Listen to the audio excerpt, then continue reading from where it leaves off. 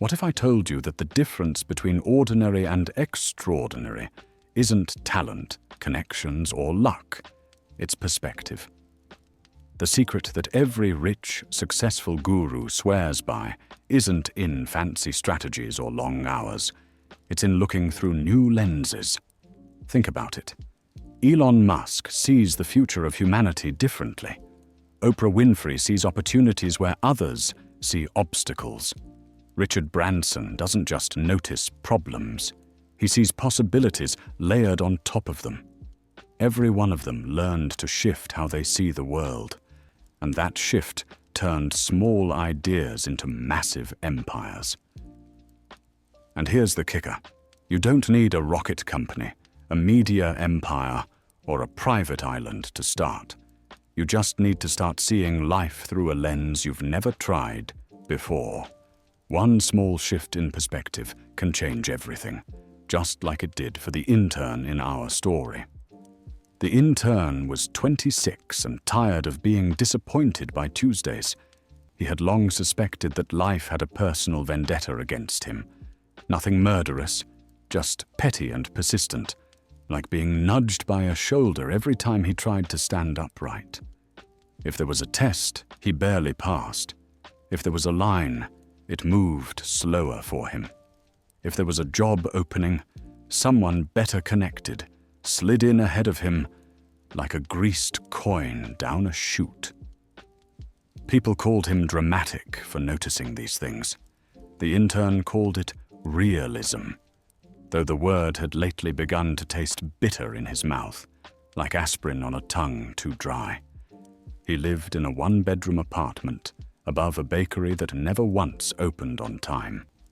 Every morning at 7:15, the owner wrestled with the keys and cursed in a language the intern never bothered identifying. At 7:22, the first customers, always elderly, always impatient, rattled the locked glass door as though indignation itself could pick a lock. He watched through his window, toothbrush dangling from his mouth, wondering why other people seemed to tolerate inconvenience better than he did. His job, assistant office coordinator, was a title designed to obscure how unnecessary his role really was. He processed forms no one read, sent emails no one answered, and scheduled meetings that could have been solved with a single honest sentence. His co-workers didn't dislike him. They simply didn't notice him. His boss noticed him only when something was late, wrong, or missing. 3 categories the intern suspected his entire life could fit into neatly labeled folders. On the second Tuesday of August, the one that would matter, he woke late to the sound of the bakery owner cursing louder than usual. He checked the time and groaned. 7 minutes to catch the bus. No taxis he could afford. No reason to believe life would give him a break. He sprinted down the stairs, half buttoning his shirt, laces undone. He reached the bus stop just in time to watch the bus glide away, indifferent to his waving arms. "Of course," he muttered. "Naturally." He kicked the ground, not hard, just enough to satisfy the ritual of frustration, and began rehearsing his excuse. But before he could leave, a voice spoke behind him. "You know what your problem is." The intern stiffened. "Excuse me?" An older man sat on the bench beneath the bus sign, polishing a small wooden case. He looked up slowly, almost apologetically. His hair was silver, neatly parted. His sleeves were rolled with intention. He had the calm of someone who had never rushed for a bus. "You think life is happening to you," the man said, opening the case, "when most of the time, life is waiting for you to see it differently." Inside were lenses, violet, amber, emerald, smoke, arranged like precious stones.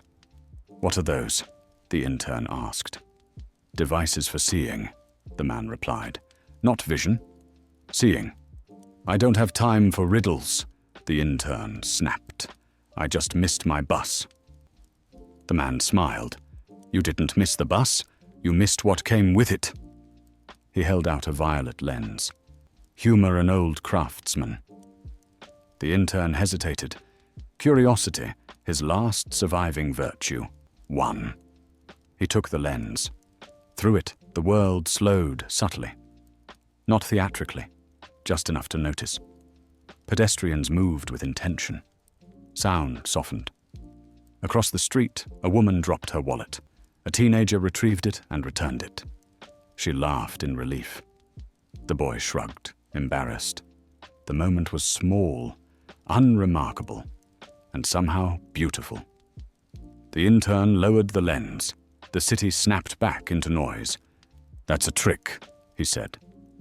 "Everything is," the man replied, "until it becomes a skill." Another bus arrived minutes later. Different route, different driver. The intern boarded without thinking. The driver greeted passengers by name. Someone handed him coffee. Laughter moved through the aisle. The intern had ridden this bus dozens of times. How had he never seen this? At work, his manager stopped him. "Late again?" "Yes," he said evenly. "Thank you for your patience." She blinked. "And I wanted to ask if you still needed help with the client presentation." She hesitated. "Actually, yes." "Are you sure?" "Yes." By the end of the day, she reviewed his draft. "This is very good," she said.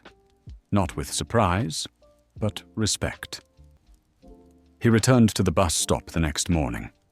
The lensmaker was gone. A week passed. The presentation landed well. HR emailed. A co-worker invited him for coffee, and his sister laughed on the phone. "You sound different," she said. "Different." 5 weeks later, the intern waited at the bus stop again. Not to catch a bus, but to wait. "You're late," the lensmaker said. "I came back," the intern replied. "Not everyone does," the man said. "Some people are afraid of seeing too much." "What were those lenses?" "Perspectives," the man answered. "Most people only look through one and call it truth." He handed the intern an amber lens. This time the world sharpened. Edges clarified. Movements carried intention. Kindness revealed itself quietly. Danger passed unnoticed. Cause and effect unfolded everywhere. "People forget," the man said, "that they are shaping the world, even when they think they're only surviving it." Over the next month, the intern returned often. The emerald lens revealed opportunity. The smoke lens revealed motive. The clear lens revealed the present, without judgment or story. "They're not made," the man always said. "They're practiced." By winter, the intern had been promoted. He began speaking without fear. He listened without defense, and he had stopped assuming harm where there was none. The world had not become kinder. It had become usable. On the first snowfall, he brought hot chocolate for the lensmaker. "You never changed my circumstances," the intern said. "No," the man agreed. "You changed how I saw them." "I showed you how," the man corrected. "That's mastery." He handed over the case. "Perspective," he said, "is the only tool that can't be taken from you without permission."